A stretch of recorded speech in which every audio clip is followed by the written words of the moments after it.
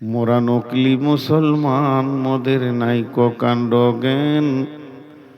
যুগের হয় বইয়ে দিলাম মোদের দিন ইমান গো, মোদের দিন ইসলাম।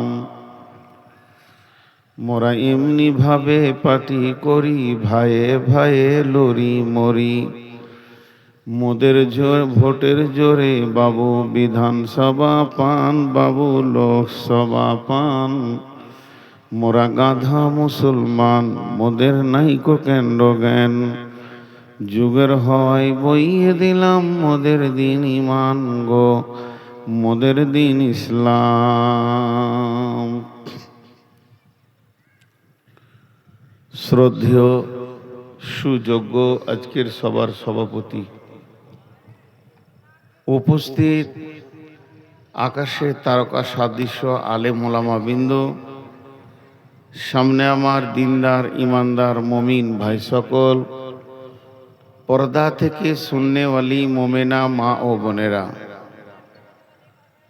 প্রশংসা গণগান গণকীর্তন সেই মহান রব্বুল আলমিনের জন্যে, যে রব্বুল আলমিন আমাদেরকে পৃথিবীতে সৃষ্টি সেরা করেছেন, সর্বাঙ্গীন সুন্দর করে শেষ নবীর উম্মত করে সবথেকে বৃহত্তর হেদায়েতের কিতাব কোরআন দিয়ে সেই মহান মুনিব আজকে এই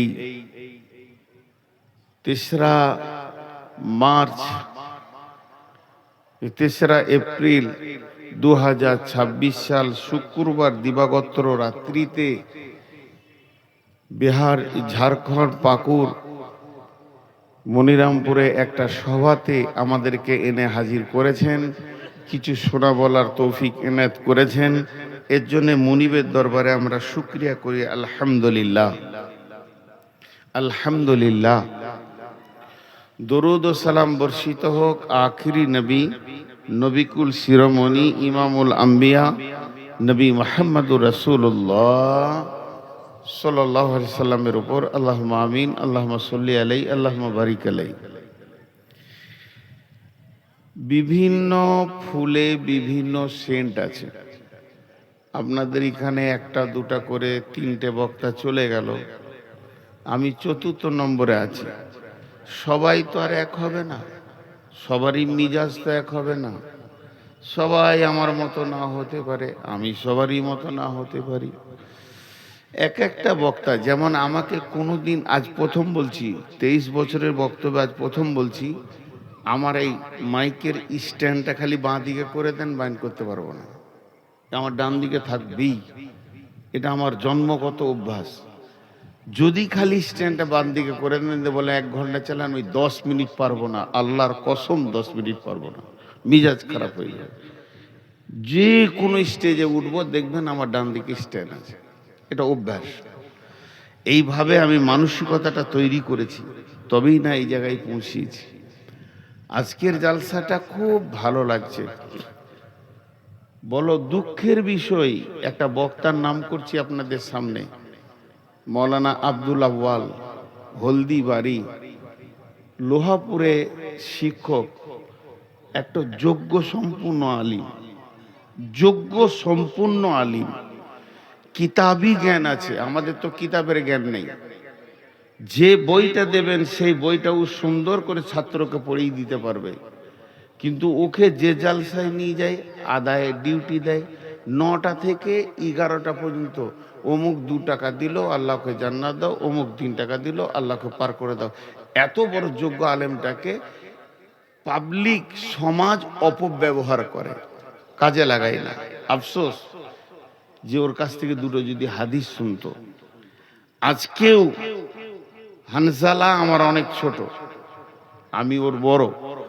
যখন ইসলামপুরে পড়তাম ও আমার জুনিয়র, আমি সিনিয়র। তো খুব খুশি হলাম, মনিরামপুরের আগে একটা প্রোগ্রামে এসেছিলাম, তাও ভালো লেগেছিল। মনিরামপুর ইলামি লোক শোনে, শোনে বোঝে। এবং এটা হয়েছে কেন, এই 2-3টি গ্রামে, মনিরামপুর, নারায়ণখোর, ইলামি, তারানগর, কুসমানগর, এইগুলোতে আলেম আছে, বড় বড় জাইয়িদ আলেম আছে। যোগ্য সম্পূর্ণ আলেম আছে, সেই আলেমদের শিখা দোয়া পেয়েছেন বলি এখানকার মানুষ এরকম ভালো। আর অন্য জায়গায় চলে যান, হইচই হচ্ছে। কিন্তু একটা কথা আফসোস করে বলছি, যতগুলি লোক বসে আছেন সবারই একটা মগজ আছে, সবারই একটা মগজ আছে, সবাইকে আল্লাহ দিয়েছে। তা আপনাদের মগজগুলো বলছে ইসলামী জালসায় চললাম, কিছু শুনবো, ভালো করে বসি।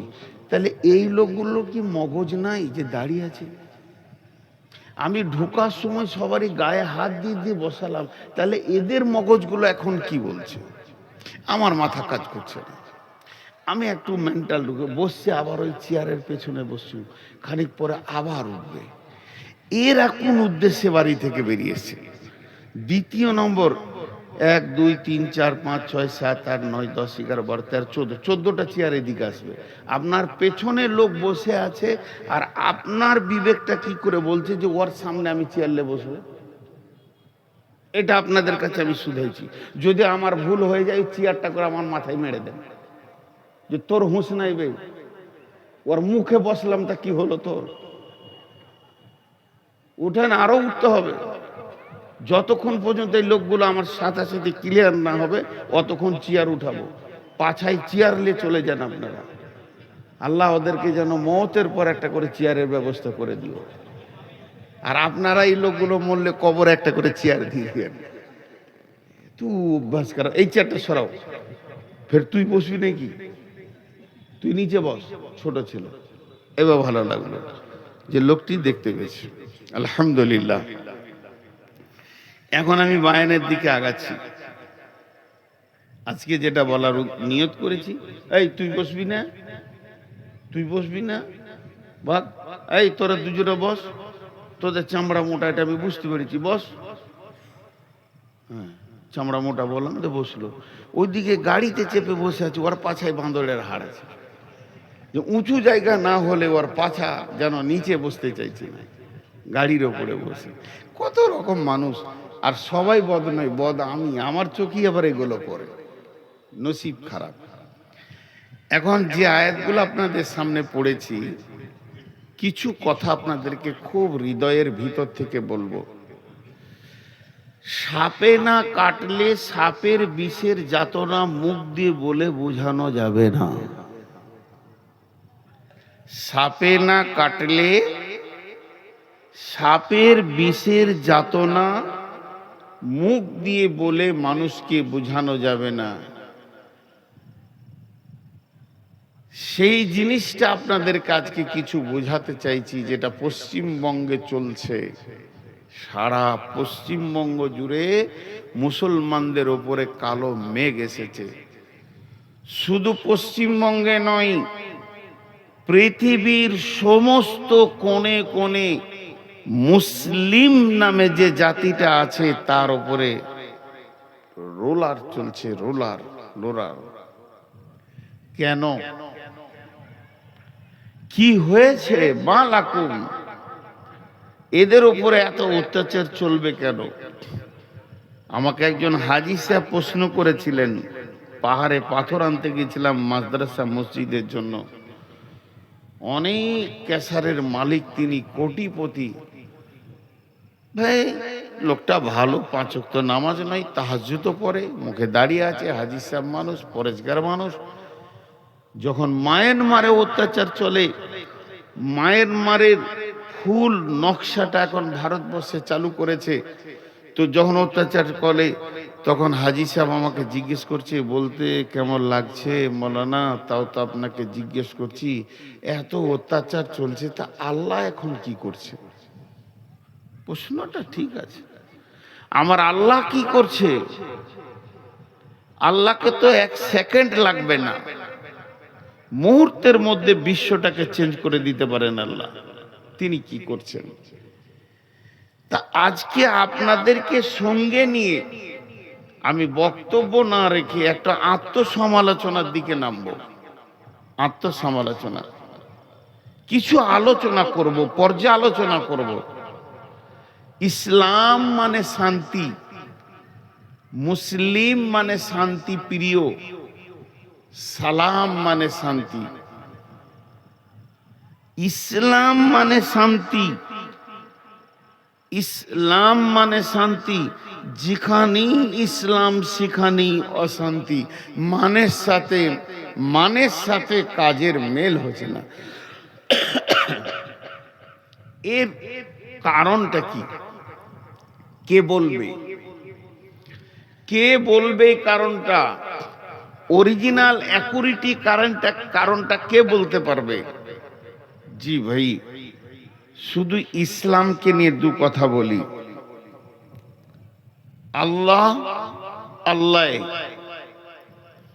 আল্লাহর পরিচয় আমাদের কাছে আছে। আল্লাহু আহাদ, আল্লাহু সামাদ, লাম ইয়ালিদ ওয়া লাম ইউলাদ ওয়া লাম ইয়াকুল লাহু কুফুয়ান আহাদ। হু আল্লাহু আহাদ। কুল, বলো তুমি, ওই আল্লাহ এক। আল্লাহু সামাদ, তিনি কাউকে তাওয়াক্কা করেন না। লাম ইয়ালিদ ওয়া লাম ইউলাদ, তিনি কারো পিতা নন, তার কেউ পিতা নাই। ওয়ালাম ইয়াকুল লাহু কুফুয়ান আহাদ, তিনার মতো পৃথিবীতে কেউ নাই। শেষ হয়ে গেল পরিচয়। আবার আল্লাহর পরিচয় বিভিন্ন ভাবে আছে। ইন্নাল্লাহ আলিমুম বিজাতি সুদূর, ইন্নাল্লাহ আলা কুল্লি শাইইন কাদির, ইন্নাল্লাহ গফুরুর রহিম। জি, এগুলো কার্যক্ষেত্রে বিভিন্ন রকম সিফত বলা হয়েছে। আল্লাহকে আমরা চিনেছি, আল্লাহকে বুঝেছি, শেষ যতটাই বুঝেছি। এরপর আবার আকীদা ডিপলি কথা আছে, আল্লাহকে কিভাবে মানতে হবে, শিরক করা যাবে না, কি করা যাবে না, ওদিকে আমি যাচ্ছি না। দ্বিতীয় নম্বর, নবী মুহাম্মদুর রাসূলুল্লাহ সাল্লাল্লাহু আলাইহি সাল্লাম সম্পর্কে কে? তিনি হলেন আশহাদু আল্লা ইলাহা ইল্লাল্লাহ ওয়া আশহাদু আন্না মুহাম্মাদান আবদুহু ওয়া রাসূলুহু। মুহাম্মদ সাল্লাল্লাহু আলাইহি সাল্লাম তিনি হলেন আল্লাহর প্রেরিত রসুল এবং তিনার গোলাম। তিনাকে পাঠানো হয়েছিল কেন? তিনি আমাদের মাঝে এসে কোন কাজ করে যাবে? লাকাদ কানা লাকুম ফি রাসূলিল্লাহি উসওয়াতুন হাসানা, তোমাদের জন্য আমি উত্তম নমুনা স্যাম্পল আইডিয়াল করে পাঠালাম আমার নবী মুহাম্মদ সাল্লাল্লাহু আলাইহি সাল্লামকে। অতএব তোমরা যদি আল্লাহকে পেতে চাও তো নবী মুহাম্মদ সাল্লাল্লাহু আলাইহি সাল্লামের মতো হয়ে যাও। দুটো বুঝে এলো, তিন নম্বরটা বুঝে আসছে না। ইসলাম, অবিল ইসলামে দীনান, অবিল ইসলামে দীনান। দোয়াটা এইরকম আছে রাজিতু বিল্লাহি রব্বাও অবিল ইসলামে দীনান ওবি মুহাম্মাদিন নবিয়্যা সাল্লাল্লাহু আলাইহি সাল্লাম। আমি সন্তুষ্ট আছি আল্লাহকে রব মেনে নিয়ে, আমি সন্তুষ্ট আছি নবী মুহাম্মদ সাল্লাল্লাহু আলাইহি সাল্লামকে নিজের জীবনের নবী মেনে নিয়ে, এবং আমি সন্তুষ্ট আছি দিন ইসলামকে মেনে নিয়ে। তাহলে আল্লাহকে বুঝলাম, নবীজিকে বুঝলাম, নবীজির পরিচয়, নবীজির নাম হলো মুহাম্মদ সাল্লাল্লাহু আলাইহি সাল্লাম, ওনার আব্বার নাম হলো আব্দুল্লাহ, মায়ের নাম আমিনা।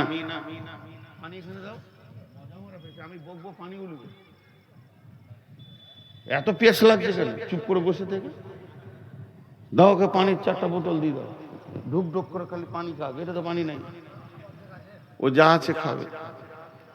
এর আবার দাঁড়ালো কেন? বস, আমি সুগারের রুগী, 390 সুগার। আর সুগারের রুগীদের দুটো জিনিস কন্ট্রোল থাকে না, আগে বলে দিছি। বহুত চেষ্টা করি তাও কন্ট্রোল থাকে না। আপনারা তো জানেন নজরুল, আপনাদের মইদুল আমার জামাই, ওকেও বকে দিছি, এই বকাবকিটা কন্ট্রোল থাকে না। আমি কোনো কথা বলছি, বেটি এসে বলছে আব্বা এটা তো তোমার দোষ, ভুল বলছো, ধাবড়ে দেবো তোকে ফের। তো জামাই বলছে আপনারই তো দোষ, তোমার আবার মন দিয়েছে নাকি? ও সরে যেছে। সুগারের রুগীর মিজাজ কন্ট্রোল থাকে না, পায়ে ধরে ক্ষমা চেয়ে নিচ্ছি, এটা আমাকে মাফ করে দেন। আর সুগারের রুগীর পেচ্ছাপ কন্ট্রোল থাকে না। ও যদি একবার নিয়ত করে যে আমাকে পেচ্ছাপ লেগেছে খালি মনে মনে, তোর কাপড়ে পেশাব হবেই। এটা আল্লাহ দিয়েছে আমার রোগ। আপনারা আমার জন্য দোয়া করবেন যেন আমি ইমানি হালাতে মরতে পারি। শেফা আল্লাহ যদি দেন তো দেন, রোগ থাকলে আমি খুশি আছি। যাক, আমি যে কথা বলছিলাম, তাহলে তিনটে জিনিসকে আমাদেরকে বুঝতে হবে। তিনটে জিনিস। একটা আল্লাহকে বুঝলাম, একটা নবীজিকে বুঝলাম, দিনটা কি। এবার দিন নিয়ে কথা বলছি। আপনারা হিন্দি ভাষী মানুষ, প্রাইমারি থেকে হিন্দি পড়েছেন, আমি বাংলা পড়েছি। তয়ে বানানটা একবার বলছি, দয়ে হস্যই দন্তন দিন, একটা বানান বললাম। দ্বিতীয়টা বলছি, দয়ে বয়ে দীর্ঘি, এই দিক থেকে মারবে, দন্তন দিন। দুটো দিনের তর্জমা আলাদা। এবার আল্লাহ তাহলে এটা কোন দিন বলছে?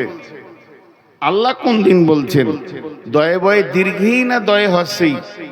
আল্লাহর ভাষা যেদিক থেকে নেবেন কাজে লাগবে, কোনো দিক থেকে বাদ যাবে না। আল্লাহর নামটা দেখেন, যেদিক থেকে ধরবেন কাজে লাগবে, বিকৃতি হবে না। আল্লাহর নামটা যেদিক থেকে যেমন করে উল্টা পাল্টি ধরবেন, তো আল্লাহর নামের কোনো রকম কেউ বিকৃতি করতে পারবে না। তাহলে দয়ে হস্যই দন্তন দিন, দিন মানে হলো এইটা রাত, কালকে পূব দিকে সূর্য উঠবে, পশ্চিম দিকে ডুববে, ওই সূর্য উঠা থেকে ডোবা পর্যন্ত এটাকে বলা হচ্ছে দিন, আলো। আর এটা এখন রাত চলছে, সূর্য ডুবে গেছে, সূর্য ওঠা পর্যন্ত রাত। ইন্নাদ দীনা ইনদাল্লাহিল ইসলাম, ইন্নাদ দীনা ইনদাল্লাহিল ইসলাম, আল্লাহর কাছে মনোনীত দিন হচ্ছে ইসলাম। যদি দয় হস্যই দন্তন দিন লেন, দিনের আলো যদি এইটাকে তর্জমা করেন, তো ইয়ার ব্যাখ্যা কেমন হবে? দিন যখন চলে আসে তখন রাস্তাঘাট আমরা চোখে দেখতে পাই, আর রাত যখন চলে আসে আমরা সব জিনিস দেখতে পাই না। দিন যখন চলে আসে, ওটা আমার মা, ওটা আমার খালা, ওটা আমার বিটি, ওটা আমার বিবি, ওটা আমার নানি, এটা আমার আব্বা, এটা আমার ভাই, এটা আমার বন্ধু, সব পরিষ্কার, রাস্তা পরিষ্কার, বাইক চালাবো তো খালটা দেখতে পাবো, এর নাম হলো দিন। আর রাত মানে মা গেল না খালা গেল, চাদর পরে বুঝতে পারলাম না, বেটিটা গেল মনে হচ্ছে না, বোনটা গেল, এটা ভাই না বন্ধু। আর রাতে এখান থেকে গোঁধাইপুর যাবো, আমাবস্যার রাত, লাইট নেই, আর সাইকেল চালিয়ে 40 বার খালে খালি খড়াক খড়াক করে পড়লাম। রাত মানে কিছু দেখা যায় না। এই তর্জমা যদি নেন, তাহলে দিন মানে দাঁড়াবে, যার কাছে দিন আছে তার কাছে হালাল হারাম পরিষ্কার আছে, এটা হালাল না এটা হারাম ও দেখতে পেয়েছে। আর যার কাছে দিন নাই, জানতে হবে ও আঁধারে আছে, তখনই জুয়া খেলবে, তখনই মদ খাবে, তখনই নামাজ পড়বে, ফের তখনই কোথা টক্কর লাগিয়ে দেবে, লুচ্চা লাফাঙ্গারি করে বেড়াবে। তার মানে বোঝা যাবে এর কাছে দিন নাই, এর কাছে দিন আছে। এই হারাম থেকে নিজেকে বাঁচাচ্ছে, তার মানে এর ভিতরে আলো ঢুকেছে, এর ভিতরে আলো ঢুকেনি। একটা তর্জমা সারলাম। আর দয়ে বয়ে, দয়ের সাথে বকে পাছে লাগিয়ে দিতে হবে, যে দীর্ঘি দন্তন দিন, এর আবার 19টা মানে আছে, একটা দুটা লয়, 10 আর 9 19, তার মধ্যে দু একটা বলছি। দিন মানে অনুগত্য, দিন মানে প্রভুত্ব, দিন মানে শাসন বিচার, দিন মানে রাষ্ট্র শাসন, দিন মানে চলাফেরা, দিন মানে বোঝ, দিন মানে সমাজ, দিন মানে রুলস, দিন মানে প্রসিডিওর, দিন মানে আপনার কিরা আইন, চলাফেরার আইন, সবগুলো আপনি দেখেন মিলিয়ে এলেন। দিন কার? আল্লাহর। আইন চলবে কার? আল্লাহর। দিন কার? আল্লাহর। দিন দিয়েছে কে? আল্লাহ। হুকুম চলবে কার? আল্লাহর। শাসন চলবে কার? আল্লাহর। আল্লাহ ছাড়া কারো শাসনে চলা যাবে না, এর মানে হলো দিন।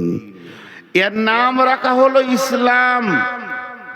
এতক্ষণ বলছিলাম দিন, এটা বেটা ছেলে, এটা মেয়ে ছেলে, নামটা তখন বলিনি।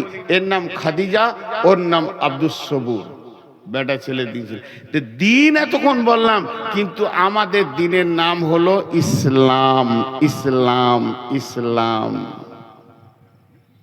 ইসলাম মানে শান্তি, কিন্তু হয়ে গেছে অশান্তি। কেনে গো কেনে? এই কেন তো 1 মিনিট বার করি। 10 জন বুদ্ধিজীবী বসেছে ঝাড়খণ্ডে, মনিরামপুর, ইলামি, তারানগর মিলে এরা বুদ্ধি করে এরকম একটা সভা করে গোটা ঝাড়খণ্ডের ব্রেনিয়ান বুদ্ধিমান উচ্চ যোগ্য 10টা মুসলিম ছেলেকে এনে হাজির করেছে, যারা গোটা ঝাড়খণ্ডের মধ্যে দামি ব্রেনিয়ান। ওদেরকে একটা টেবিল করে দিয়ে গোল করে বসিয়ে দিয়েছে, যে ওদের কাছে একটা প্রশ্ন ছুড়ে দিয়েছে যে আজকে মুসলমানরা কেন মার খেয়েছে, এটা খুঁজে বের করো। তোমরা এইটা খুঁজে বের করো। তুমি বিদেশ থেকে ইঞ্জিনিয়ারিং পড়াশোনা করে এসছো, তুমি আমেরিকা থেকে ডাক্তারি পড়াশোনা করে এসছো, তুমি না মুসলিম সন্তান? তুমি বিদেশ থেকে আন্তর্জাতিক ব্যারিস্টার হয়েছো, তুমি বিদেশ থেকে হাকিমি শিখে এসছো, তুমি বিদেশ থেকে সব থেকে বড় পণ্ডিত হয়েছো, তুমি প্রিন্সিপাল হয়েছো, তুমি প্রফেসর হয়েছো। তোমাদেরকে গোটা ঝাড়খণ্ড ছেঁকে চুনাও করে 10টাকে এনেছি, শুধু এই সমস্যাটাকে খুঁজে বের করে দিতে হবে, আর এর সমাধান কি সেটাও বের করে দিতে হবে। 10 জন বসেছে, ওদের পাশে কেউ যাচ্ছে না। 10 ঘন্টা টাইম দেওয়া হচ্ছে, পানি দেওয়া হচ্ছে, খাবার দেওয়া হচ্ছে। বের করো, বের করো। এই রোগটা আগে যতক্ষণ না বের করতে পারবে ততক্ষণ পর্যন্ত এর শেফার ওষুধ খুঁজে পাওয়া যাবে না। আপনি আপনার গ্রামের ডাক্তারের কাছে যান, 50টা গুলি দিয়ে দেবে ট্যাবলেট, যেটা হোক একটা কাজে লেগে যায়।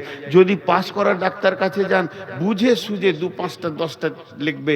কিন্তু ব্যাঙ্গালোরের ডাক্তার কাছে যান, ওদের কাছে মানুষ কেন যায়? ওদের কাছে মানুষ গেলেই ওষুধ লিখবে না, আগে 1 দিন 2 দিন চেক আপ করবে, খালি চেক আপ। আমি একবার গেছি, 4 দিন খালি বডি চেক আপ করছে, ওষুধ লিখছে না। বলছে আরো একদিন থাকো, আর এক দিন রহিয়ে। এই করতে করতে 4 দিন 5 দিন পর গোটা বডিটা খুঁজে বার করে আমার রোগ বার করে তারপরে প্রেসক্রিপশন লিখলো। এটা হচ্ছে ওদের বুদ্ধি। তা এদেরকে বলছি যে সারা বিশ্বের মুসলমান, এই ফিলিস্তিনের মুসলমান, এই ভারতবর্ষের মুসলমান, মায়ানমারের মুসলমান, বাংলাদেশের মুসলমান, পাকিস্তানের মুসলমান, চীনের উইঘুরের মুসলমান, সুদানের মুসলমান, আজকে কোনো জায়গায় নিরাপত্তা নেই। ঘটেছে কি? ঘটেছে কি? এদের মধ্যে যার যেমন ব্রেন ছিল সে সেরকম বলল। সবগুলোই আতরের বোতল, কিন্তু সেন্ট এক হবে না। সেন্ট এক হবে না। বোতল খুলবেন, আলাদা আলাদা সেন্ট, সবই ভালো। যাদের যা বুদ্ধি ছিল বলা হয়ে গেল। কেউ বলছে এটা আরএসএস এর চাল, কেউ বলছে বিজেপির চাল, কেউ বলছে না এটা তৃণমূলের চাল। এই বলতে বলতে সবাই বলে দিল। শেষকালে বাকি থাকলো কে? বাকি থাকলো আমাদের একজন বড় গণ্যমান্য ব্যক্তি আনা হয়েছে, তার বাড়ি ধরেলেন সৌদি, মদিনা ভার্সিটি প্রিন্সিপাল। ওকে বলা হচ্ছে